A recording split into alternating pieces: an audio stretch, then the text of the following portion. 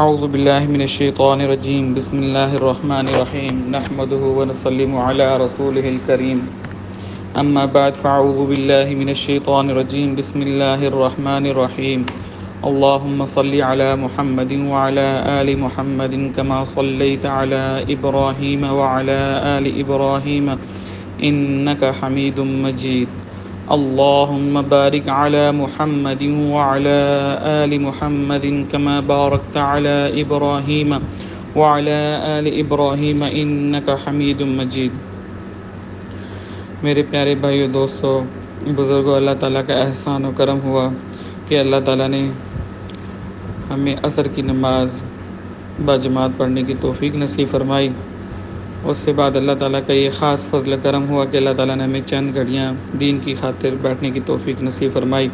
کہتے ہیں کہ دین کی خاطر چند گھڑیاں بیٹھنا 60-70 سال نفلی عبادت سے افضل ہے۔ میرے پیارے بزرگوں، بھائیوں، دوستو، اللہ تعالیٰ نے دنیا اور آخرت کی مکمل کامیابی پورے دین پر چلنے میں رکھی ہے۔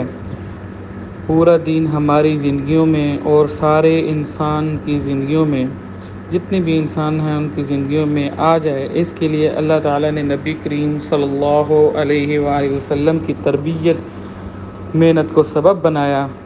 ختم نبوت کی وجہ سے یہ محنت اس امت کی ذمہ لگائی۔ یہ محنت ہماری ضرورت بھی ہے اور ہماری ذمہ داری بھی ہے۔ یہ محنت سب سے پہلے 6 صفات پر کرنی پڑے گی۔ یہ صفات پورے دین تو نہیں ہیں، بلکہ اگر ان 6 صفات کی محنت کی جائے تو انشاءاللہ پورے دین پہ چلنا آسان ہو جائے گا۔ حضور صلی اللہ علیہ وآلہ وسلم کی ترتیب محنت بھی اس طرح کی تھی۔ کیسے تھی کہ 1 نمبر کیا تھا؟ دوسروں کو دعوت دینا۔ نمبر 2، اپنے پر مشق اور عمل کرنا، اپنے آپ پر مشق اور عمل کرنا۔ نمبر 3، اللہ تعالیٰ سے دعا کرنا۔ یہ تینوں کام سب سے پہلے 6 صفات پر کرنے ہوں گے، یعنی صفات کی دعوت دینا، مشق کرنا اور دعا کرنا۔ لاسٹ تعلیم میں ہم نے پہلا کلمہ اور نماز کے بارے میں جو ہے بیان کیا تھا۔ اب ہم پہلا کلمہ کے اوپر اور نماز کے اوپر تھوڑا سا مختصر سا جائزہ لیں گے، اور تھرڈ میں ہم علم و ذکر جو ہے اس پہ تھوڑا سا اس میں گہرائی میں جائیں گے۔ پہلا کلمہ ہے لا الہ الا اللہ محمد الرسول اللہ۔ اللہ تعالیٰ کے سوا کوئی معبود نہیں اور محمد صلی اللہ علیہ وآلہ وسلم اللہ تعالیٰ کے رسول ہیں۔ اس کلمے کے 2 جزو ہیں۔ یہ کلمہ معرفت بھی ہے اور کلمہ عبدیت بھی ہے۔ ساری کی ساری کامیابیاں صرف اللہ کے ہاتھ میں ہیں۔ اللہ کی ذات حقیقی ذات ہے، باقی سب کو اللہ نے پیدا کیا۔ اللہ کی صفات حقیقی صفات ہیں، باقی ساری صفات کو اللہ نے پیدا کیا۔ اللہ نے ہمارے اور ساری دنیا کے انسانوں کی دونوں جہانوں کی کامیابیاں صرف اپنے حکم کے رسول صلی اللہ علیہ وآلہ وسلم کے طریقوں سے پورا کرنے میں رکھی ہے۔ اس کا یقین دلوں میں اتر جائے، اللہ جل شانہ کی ذات اعلیٰ سے تعلق پیدا ہو جائے اور اس کی قدرت سے براہ راست استفادہ ہو۔ اللہ تعالیٰ کے پاس چیزوں اور حالات کا لامحدود خزانہ ہے۔ اللہ تعالیٰ چیزوں کی حالات کے پیدا کرنے والے ہیں، اپنی قدرت سے جو چاہتے ہیں کرتے ہیں اور کرنے سے کسی کے محتاج نہیں ہیں، اور مخلوق جو ہے وہ ہر چیز کی محتاج ہے۔ اللہ الصمد، یعنی اللہ بے نیاز ہیں۔ اللہ علیم ہیں، یعنی جاننے والے ہیں، بصیر ہیں، دیکھنے والے ہیں۔ وہ سمیع ہے، سب کو سننے والا ہے۔ وہ رازق ہے، تمام مخلوقات کو روزی دینے والا ہے۔ وہ خالق ہے، پیدا کرنے والا ہے۔ آگ سے جنات پیدا کیے، پانی کے اندر مچھلیاں اور دوسری آبی جاندار پیدا کیے، ہوا کے اندر انسان، پرند، چرند اور درندے پیدا کیے، مٹی کے اندر حشرات الارض اور نور سے فرشتے پیدا کیے۔ وہ زندگی، موت اور زمین آسمان کو پیدا کرنے والا ہے۔ چاند، ستارے، سورج، سیارے، پہاڑوں کو پیدا کرنے والا کون ہے؟ ایک اللہ ہی ہے۔ عزت دولت کا فیصلہ کرنے والا کون ہے؟ اللہ ہی ہے۔ ہر چیز پر قادر ہے، ہر شے اس کے قبضے قدرت میں ہے۔ سیکنڈ نمبر پہ نماز ہے۔ نماز کا مقصد ہے 24 گھنٹوں کی زندگی صفات صلاحت پر آ جائے۔ جیسے کلمہ کا مقصد ہے کہ باہر کی زندگی ٹھیک ہو جائے، نماز اللہ تعالیٰ کی قدرت سے براہ راست فائدہ حاصل کرنے کا ذریعہ ہے۔ سر سے پیر تک اللہ کی رضا والے محسوس طریقے پر پابندیوں کے ساتھ اپنے آپ کو استعمال کرنا، آنکھوں، کانوں، ہاتھوں کا، پیروں کا، زبان کا استعمال صحیح ہو جائے، دھیان صحیح ہو، اللہ کا ڈر، خوف اور عاجزی والی نماز ہو، فضائل کے استعزاز کے ساتھ اللہ کو راضی کرنے والے جذبے سے اور نفس کے مجاہدے کے ساتھ نماز ادا کی جائے۔ فضائل نماز میں ہے کہ رسول اللہ صلی اللہ علیہ وسلم نے فرمایا کہ قیامت کے دن سب سے پہلے جس چیز کا حساب ہوگا وہ نماز ہوگی۔ نماز جنت کی کنجی ہے، نماز مومن کی معراج ہے، نماز شیطان کا منہ کالا کرتی ہے۔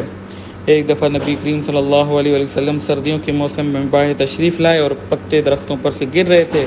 آپ صلی اللہ علیہ وسلم نے درختوں کی ٹہنی میں ہاتھ لی، اس کے پتے اور بھی گرنے لگے۔ آپ صلی اللہ علیہ وسلم نے فرمایا، مسلمان جب اخلاص کے ساتھ نماز پڑھتا ہے تو اسی طرح اس کے گناہ جھڑتے ہیں جیسے اس سے پتے۔ تیسرے نمبر پہ علم و ذکر ہے۔ ہم نے جو دو پہلے نمبر ہیں اس کے اوپر تھوڑا سا مختصر سا وہ کیا کیونکہ ان کو ہم پہلے بیان کر چکے ہیں۔ تیسرا نمبر علم و ذکر ہے۔ علم کی معنی جاننا ہے، مقصد یہ ہے کہ حال کا امر پہچان آ جائے، یعنی میرے اللہ اس حال میں مجھ سے کیا چاہتے ہیں۔ علم کا مقصد یہ ہے ہم میں تحقیق کا جذبہ پیدا ہو جائے، ہم دین کا علم اتنا سیکھیں، ہر کام کو اللہ کے حکم اور نبی کریم صلی اللہ علیہ وآلہ وسلم کی سنت طریقہ کے مطابق کر سکیں، حقوق فرائض پہچان سکیں، جائز ناجائز اور حلال حرام کی تمیز کر سکیں۔ اللہ تعالیٰ خود فرماتے ہیں، وہ لوگ جو علم رکھتے ہیں اور جو علم نہیں رکھتے ہیں وہ کبھی مقام و مرتبہ کے لحاظ سے برابر ہو سکتے ہیں۔ دین کے علم حاصل کرنے کے فضیلتیں لامحدود ہیں۔ جو شخص علم رکھتا ہے اور جو نہیں رکھتا وہ آپس میں ایک دوسرے کے برابر کبھی مقام میں نہیں ہو سکتے۔ فضائل علم میں جو آج کہ حدیث کا مفہوم ہے، جو شخص دین کا علم حاصل کرنے کے لیے گھر سے نکلتا ہے، فرشتے اس کے پاؤں کے نیچے پر بچھاتے ہیں اور جنت کا راستہ اس کے لیے آسان کر دیا جاتا ہے۔ میرے بھائی بزرگوں دوستو، اگر ہمارے لیے کوئی ایک یہ جسٹ بندہ سوچ لے کہ ہمارے لیے کوئی قالین ہی بچھا دے، ہمارے لیے کارپیٹ بچھا دی جائے، جی بتا دیجیے ایران کی کارپیٹ ہے بہت اچھی کیونکہ اس کی کوالٹی بہت اچھی ہوتی ہے، اگر اس کے لیے ایران کی کارپیٹ بچھا دی جائے 1 کلومیٹر تک کے لیے تو ہم پھولے سے نہ سمائیں۔ اور یہاں پہ اللہ تعالیٰ کیا فرما رہے ہیں کہ جو بندہ علم کی خاطر نکلے گا گھر سے اور فرشتے اس کے پاؤں کے نیچے پر بچھا دیتے ہیں، کیا نوری پر بچھے ہوئے ہوں، تو اس لیے ہم نے کبھی اتنا جو ہے دھیان نہیں دیا۔ یہ بہت دھیان والی چیز ہے کہ فرشتے اس کے پاؤں کے نیچے پر بچھا دیتے ہیں، جو جنت کا راستہ جو ہے اس کے لیے آسان کر دیا جاتا ہے۔ ایک حدیث کا مفہوم ہے کہ علم صرف اللہ کے لیے سیکھنا اللہ کے خوف کے حکم میں ہے، اس کی طلب و تلاش عبادت ہے، اس کو یاد کرنا تسبیح ہے، اس کا پڑھنا صدقہ ہے۔ یہ جنت کے راستوں کا نشان ہے، سفر کا ساتھی اور تنہائی میں ایک محدث ہے، یہ خوشی اور رنج میں دلیل ہے، یہ دشمنوں پر تلوار ہے، اس کا مطالعہ روزوں کے برابر ہے۔ اللہ اکبر۔ علم کی وجہ سے بندہ امت کے بہترین افراد تک پہنچ جاتا ہے۔ حق تعالیٰ شانہ اس کی وجہ سے ایک جماعت علماء کرام کو بلند مرتبہ کرتا ہے، وہ خیر کی طرف بلانے والے ہوتے ہیں اور ایسے امام ہوتے ہیں ان کی نشان قدم پر چلا جائے فرشتے ان سے دوستی کی راغبت کرتے ہیں اور اپنے پروں کی برکت اور محبت کے طور پر ان پر ملتے ہیں۔ ہر تر اور خشک چیز ان کے لیے اللہ سے مغفرت کی دعا کرتی ہے، حتیٰ کہ سمندروں کی مچھلیاں، جنگل کے درندے اور چوپائے تک بھی دعائے مغفرت کرتے ہیں۔ تو میرے بھائی بزرگ دوستو، اس میں جو علم کا ذکر ہے، ذکر کا مقصد اللہ تبارک تعالیٰ کا ذات کا دھیان نصیب ہو جائے، حال کا امر معلوم کر کے اللہ کے دھیان کے ساتھ اپنے آپ کو اس میں لگا دینا، یہ ذکر ہے۔ قرآن مجید میں ہے کہ اللہ تعالیٰ کا کثرت سے یاد کرو تاکہ تم کامیابی پا سکو۔ دوسری جگہ ہے کہ اللہ کا ذکر کثرت سے کرو اور صبح شام اس کی تسبیح کرو۔ اللہ تعالیٰ کے ذکر کے فضائل اور حدیث میں بے شمار بیان ہوئے ہیں۔ فرمایا جنت کے 8 دروازے ہیں، اس میں سے ایک ذکر کرنے والوں کے لیے ہے، ذاکرین اس میں سے مسکراتے ہوئے داخل ہو جائیں گے۔ اللہ کا ذکر شیطان کو دفع کرتا ہے، اللہ کی خوشنودی اور قرب کا سبب ہے، بدن کو اور دل کو قوت بخشتا ہے۔ نبی کریم صلی اللہ علیہ وآلہ وسلم کا ارشاد کا مفہوم ہے، بہت سے لوگ ایسے ہیں جو دنیا میں نرم بستروں پر اللہ کا ذکر کرتے ہیں، جس کی وجہ سے حق تعالی شانہ جنت کے اعلی درجوں میں ان کو پہنچا دیتا ہے۔ نبی کریم صلی اللہ علیہ وآلہ وسلم نے فرمایا جب جنت کے باغوں میں سے گزرو تو خوب چرو۔ کسی نے عرض کیا رسول اللہ صلی اللہ علیہ وآلہ وسلم جنت کے باغ کیا ہیں؟ ارشاد فرمایا کہ ذکر کے حلقے۔ حضور صلی اللہ علیہ وآلہ وسلم کے ارشاد کا مفہوم ہے جو لوگ اللہ کے ذکر کرنے کے لیے جمع ہوں، ان کا مقصود صرف اللہ ہی کی رضا ہو تو آسمان سے ایک فرشتہ ندا کرتا ہے تم لوگ بخش دیے گئے اور تمہاری برائیاں نیکیوں میں بدل دی گئیں۔ آپ صلی اللہ علیہ وآلہ وسلم کی قول کے مفہوم سبحان اللہ کا ثواب احد سے پہاڑ سے زیادہ ہے۔ تیسرا کلمہ جو ہے اس میں سبحان اللہ و بحمدہ، سبحان اللہ کا ثواب جو ہے احد پہاڑ سے زیادہ ہے۔ لا الہ الا اللہ کا ثواب احد پہاڑ سے زیادہ ہے۔ الحمدللہ کا ثواب احد پہاڑ سے زیادہ ہے۔ اللہ اکبر کا ثواب احد پہاڑ سے زیادہ ہے۔ ایسے لا حول ولا قوت الا باللہ کی بھی بہت فضیلتیں ہیں۔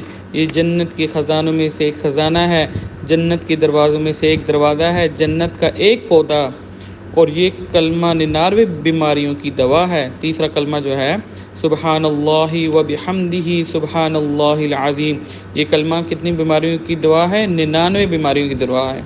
اللہ کے محبوب کلمات ہیں، زبان پر ہلکے اور ترازو میں وزنی ہیں، اور رحمان بہت محبوب ہیں۔ 100 مرتبہ پڑھنے پر 1,24,000 نیکیاں لکھی جاتی ہیں۔ دیکھیں یہ 3 کلمے ایسے ہیں کہ جن کو پڑھنے سے جو ہے ہم اگر روزانہ کا معمول بنا لیں تو ان کی بہت زیادہ فضیلتیں ہیں۔ پہلا کون سا ہے؟ یہ تیسرا کلمہ ہے۔ دوسرا درود شریف ہے۔ حضور صلی اللہ علیہ وآلہ وسلم کے احسانات کے سامنے رکھ کر کثرت سے درود شریف پڑھا جائے، کم از کم 100 مرتبہ صبح شام۔ جو ایک شخص درود پڑھتا ہے اللہ تعالیٰ اس پر، جو ایک دفعہ درود شریف پڑھتا ہے تو اللہ تعالیٰ اس پر 10 دفعہ رحمتیں بھیجتے ہیں، 10 خطائیں معاف کرتے ہیں اور 10 درجے بلند کرتے ہیں۔ حضور صلی اللہ علیہ وآلہ وسلم کا ارشاد ہے بے شک قیامت میں لوگوں میں سب سے زیادہ مجھ سے قریب وہ شخص ہوگا جو شخص سب سے زیادہ مجھ پر درود بھیجے گا۔ آپ صلی اللہ علیہ وآلہ وسلم کا ارشاد نقل کیا ہے جو شخص صبح شام مجھ پر 10 مرتبہ درود شریف پڑھے گا اس کو قیامت کے دن میری شفاعت پہنچ کر رہے گی۔ استغفار تھوڑا سا لمبا ہو گیا بیان، جو ہے آخری میں اس کو کلوز کریں گے۔ استغفار جو ہے انسان اپنے گناہوں کے سامنے رکھ کر خوب دھیان کے ساتھ اللہ سے توبہ اور معافی مانگے۔ خود اللہ پاک اپنے قرآن میں ارشاد فرماتے ہیں اے مومنو اللہ کے آگے خوب سچی توبہ کرو، اللہ کے سامنے خوب سچی توبہ کرو۔ رسول اللہ صلی اللہ علیہ وآلہ وسلم نے فرمایا تم زیادہ سے زیادہ اللہ کے سامنے استغفار کیا کرو، اس کے لیے کہ میں خود دن میں 100 مرتبہ استغفار کرتا ہوں۔ آپ صلی اللہ علیہ وآلہ وسلم نے فرمایا قسم ہے اس قادر مطلق کی جس کے قبضہ میں میری جان ہے، اگر تم اتنی خطائیں بھی کرو، ان خطاؤں میں سے زمین آسمان بھر جائیں، پھر بھی تم اللہ سے مغفرت طلب کر لو تو اللہ پاک ضرور تمہاری خطاؤں کو بخش دے گا۔ ہر اس قسم میں اس ذات کے ساتھ جس کی محمد صلی اللہ علیہ وآلہ وسلم کی جان ہے، بالفرض تم بالکل خطائیں نہ کرو، اللہ تعالیٰ ایسی قوم پیدا کرے گا جو خطائیں کریں اور پھر اس سے مغفرت طلب کریں تو وہ ان کے گناہوں کو معاف کر دیں گے۔ تو میرے بھائی بزرگوں دوستو، یہ جو 3 آخر میں جو ذکر بتائے گئے ہیں اللہ تعالیٰ ہمیں اور آپ کو سب کو عمل کرنے کی توفیق نصیب فرمائے۔ وہ کون کون سے ہیں؟ تیسرا کلمہ درود شریف اور استغفار۔